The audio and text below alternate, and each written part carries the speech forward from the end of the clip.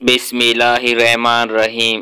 کسی گاؤں میں ایک صاحب کا اپنی بیوی سے جھگڑا ہو گیا۔ ابھی جھگڑا ختم ہی نہیں ہوا تھا کہ انہیں لمحوں میں ان کے گھر مہمان آ گیا۔ خاوند نے اس مہمان کو اپنی بیٹھک میں بٹھا دیا اور اپنی بیوی سے کہا کہ فلاں مہمان آیا ہے، اس کے لیے کھانا بنا دو۔ وہ غصے میں تھی اور کہنے لگی کہ تمہارے لیے کھانا نہیں ہے اور نہ ہی تمہارے مہمان کے لیے کھانا ہے، میں کھانا نہیں بناؤں گی۔ وہ خاوند پریشان ہو گیا کہ لڑائی تو ہم دونوں نے کی ہے اور اگر اس مہمان کو پتہ چل گیا تو رشتہ داروں میں ایسی ہی باتیں ہوں گی اور میں خوار ہو جاؤں گا۔ لہٰذا وہ شخص اس مہمان کے پاس چپ چاپ آ کر بیٹھ گیا اور پھر سوچنے لگا کہ اگر میری بیوی کھانا نہیں بناتی تو سامنے والے ہمارے ہمسائے بہت اچھے ہیں، میں ان کے ایک مہمان کا کھانا بنانے کو کہتا ہوں۔ اس سے وہ شخص ہمسائیوں کے گھر گیا اور انہیں کہنے لگا کہ میری بیوی کی آج طبیعت بہت خراب ہے، لہٰذا آپ لوگ ایک مہمان کے کھانے کا انتظار کر دیں، ہمارے گھر میں ایک مہمان آیا ہے۔ انہوں نے کہا ٹھیک ہے کہ ہم کھانا بنا دیتے ہیں۔ وہ شخص مطمئن ہو کر مہمان کے پاس آ کر بیٹھ گیا، سوچنے لگا کہ کم سے کم مہمان کو کھانا تو مل جائے گا اور اس سے اس نے میری عزت بھی رہ جائے گی۔ کچھ دیر بعد مہمان نے کہا کہ مجھے ٹھنڈا پانی پلا دیجیے۔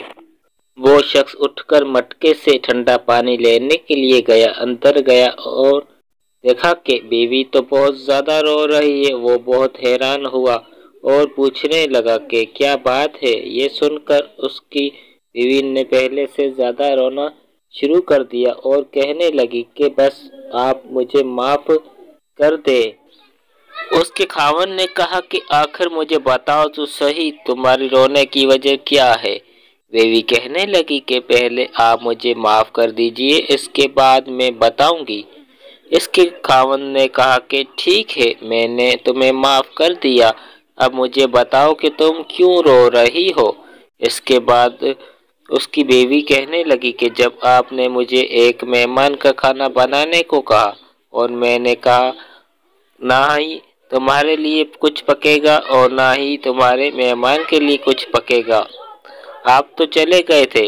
اس کے بعد میں نے دل میں سوچا کہ لڑائی تو ہماری ہے اور وہ مہمان ہمارا رشتہ دار ہے، ہم اس کے سامنے اپنے جھگڑے کی پول نہیں کھولنے چاہیے۔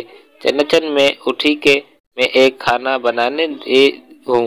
جب میں نے باورچی خانے میں آئی تو میں نے دیکھا کہ جس بوری میں ہمارا آٹا پڑا ہوا ہے، میں نے دیکھا کہ ایک شخص جو سفید لباس پہنے ہوئے ہے وہ ہماری بوری سے آٹا نکال رہا ہے۔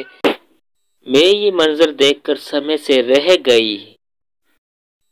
وہ مجھے کہنے لگا اے خاتون، تم پریشان نہ ہو، یہ تمہارے مہمان کا حصہ تھا جو تمہارے آٹے میں شامل تھا اور اب یہ تمہارے ہمسائے کے گھر میں پکنا ہے، اس لیے وہی آٹا لینے کے لیے میں آیا ہوں اور وہی آٹا میں یہاں سے نکال رہا ہوں۔ اس واقعے سے یہ ثابت ہوتا ہے کہ مہمان بعد میں آتا ہے اور اس کا رزق اللہ تعالیٰ پہلے ہی بھیج دیتا ہے۔ سبحان اللہ۔ بعض لوگ ایسے بھی ہوتے ہیں کہ مہمان کے گھر آنے پر منہ موٹا کر لیتے ہیں، انہیں اچھا نہیں لگتا کہ ان کے گھر پر کوئی مہمان آیا ہے۔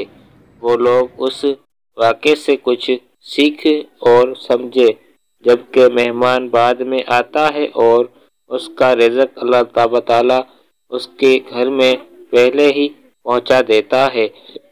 خواتین و حضرات، اس ویڈیو کو زیادہ سے زیادہ شیئر کریں اور اپنے دوستوں کو اس اور اپنی فیملی کے ساتھ بھی یہ شیئر کرے اور انہیں بھی یہ معلومات دے کہ آپ کے پیسے نہیں لگیں گے اور انہیں فری میں معلومات مل جائے گی، جس سے آپ کو بھی ثواب ہوگا۔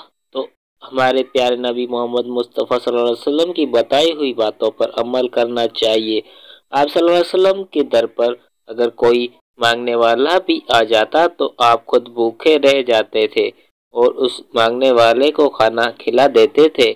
اور یہاں تو بات ایک مہمان کی ہو رہی تھی، مہمان چاہے کوئی بھی ہو، مہمان مہمان ہوتا ہے اور مہمان کی ہمیشہ مہمان نوازی کرنی چاہیے۔ اللہ پاک ہم سب کو ہمارے پیارے نبی محمد مصطفیٰ صلی اللہ علیہ وسلم کی بتائی ہوئی باتوں پر عمل کرنے کی توفیق عطا فرمائے۔